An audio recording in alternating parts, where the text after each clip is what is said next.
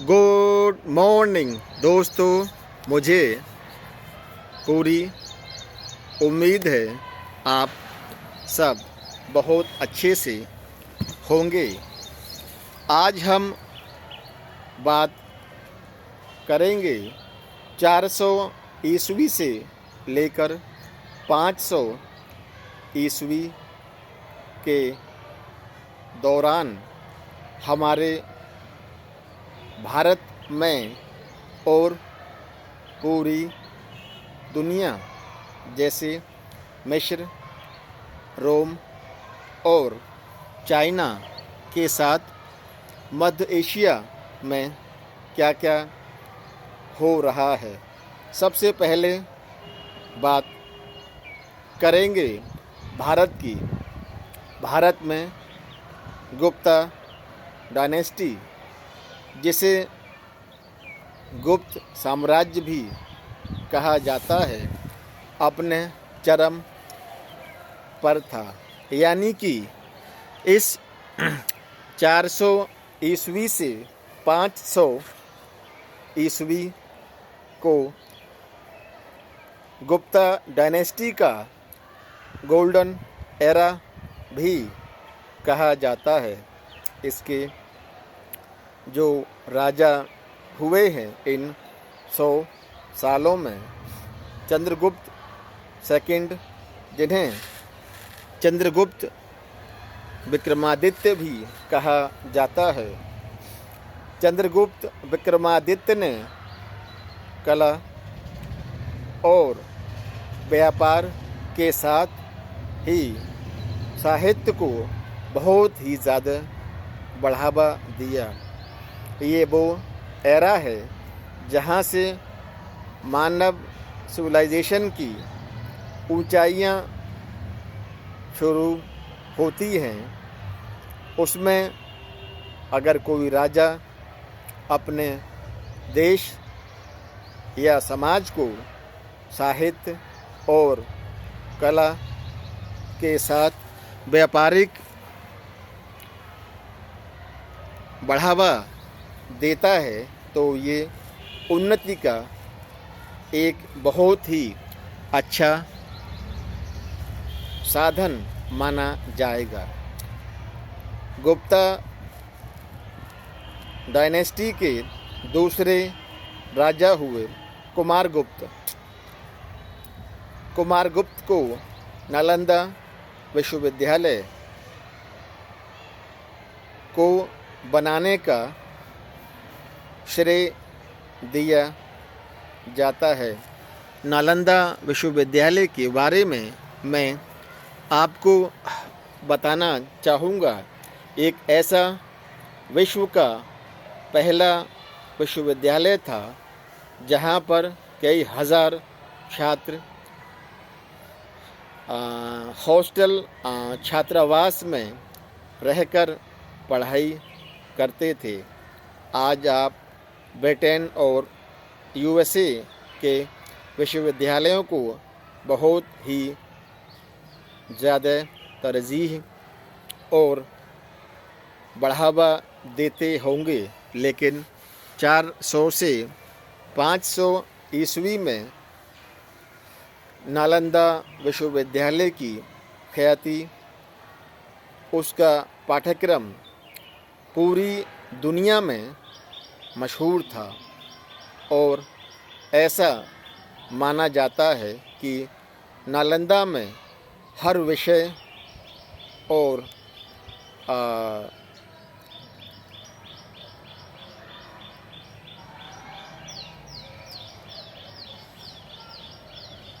परिस्थिति के बारे में पढ़ाइयाँ होती थी। नालंदा को 1100 या 1200 ईस्वी में आग के हवाले कर दिया गया। इसके बारे में कई मत हैं। कुछ लोग बताते हैं कि ब्राह्मण की मिली भगत से मुस्लिम शासकों के द्वारा ये किया गया, क्योंकि नालंदा में कर्म प्रधानता थी।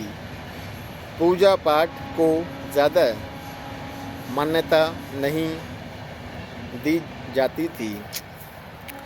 स्कंदगुप्त, जो कि इस पूरे नालंदा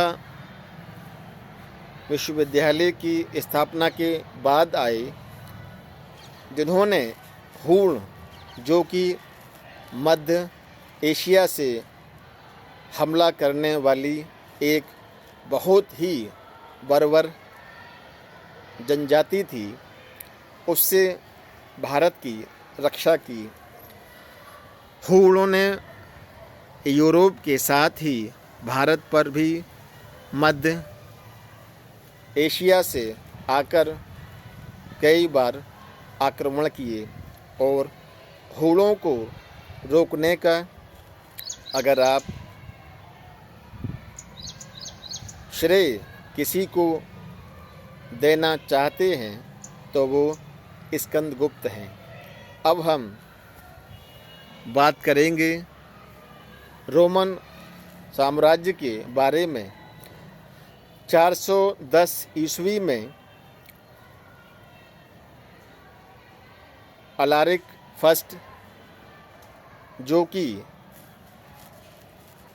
विजिगोथ्स के किंग थे, उन्होंने रोमन साम्राज्य पर, जो कि काफ़ी कमज़ोर हो चुका है, हमला किया और रोमन साम्राज्य को और भी ज़्यादा कमज़ोर कर दिया। फिर इसके बाद रोमुलस अगस्टलस 476 ईस्वी में इस महान रोमन साम्राज्य के आखिरी राजा साबित हुए।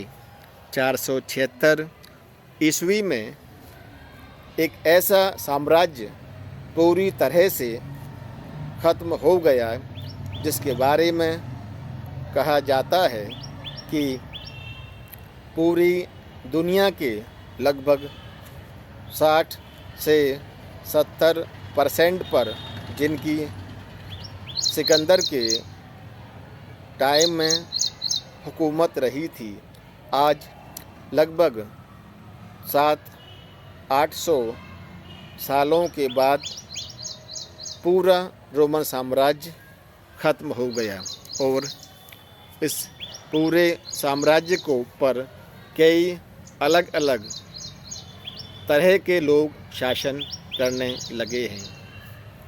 हूणों के बारे में अभी हमने बताया ही था कि ये लोग मध्य एशिया से आए थे और बहुत ही बर्बर और ताकतवर जनजाति के लोग थे। और हूणों के बारे में ऐसा माना जाता है कि स्कंदगुप्त ने इन्हें अपने इलाके में तो रोक लिया था, लेकिन यूरोप और भारत के दूसरे इलाकों में इन्होंने बहुत ही ज़्यादा तबाही मचाई थी। अब अगर 400 से 500 ईस्वी के बीच धर्म की बात करें तो उस समय सिर्फ बड़े धर्म दो ही थे, ईसाई और हिंदू। रोमन साम्राज्य के जहाँ जहाँ तक फैला हुआ था, वहाँ पर ईसाई धर्म बहुत ज़्यादा फैल चुका है, क्योंकि रोमन्स ने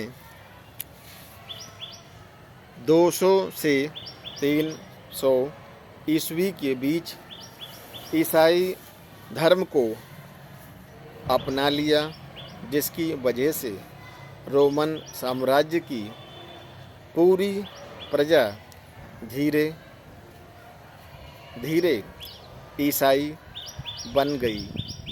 और भारत में अगर बात करें तो दो ही धर्म सबसे ज़्यादा बड़े माने जा सकते थे, हिंदू धर्म और बौद्ध धर्म।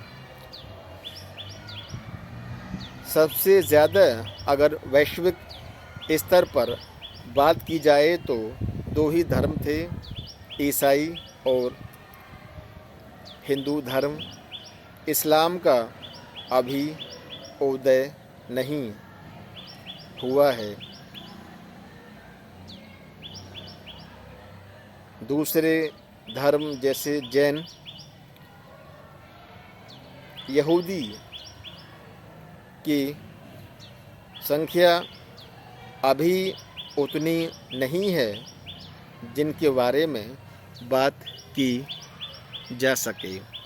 इस तरह से आज हमने सुना 400 से 500 ईस्वी के इन 100 सालों में पूरी दुनिया में और भारत में क्या क्या हो रहा है। चोल डायनेस्टी साउथ इंडिया में रूल कर रही है। चोल बहुत ही ताकतवर और काफ़ी समृद्ध डायनेस्टी मानी जाती है। चोल साम्राज्य की सबसे अच्छी ताकत उनकी नौसेना थी, क्योंकि चोल साम्राज्य 3 तरफ से समुद्र से घिरा हुआ था। आज के इन 100 सालों की बात को यहीं पर ख़त्म करते हैं।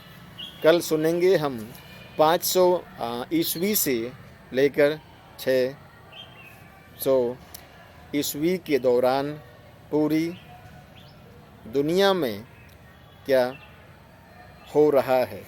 शुक्रिया।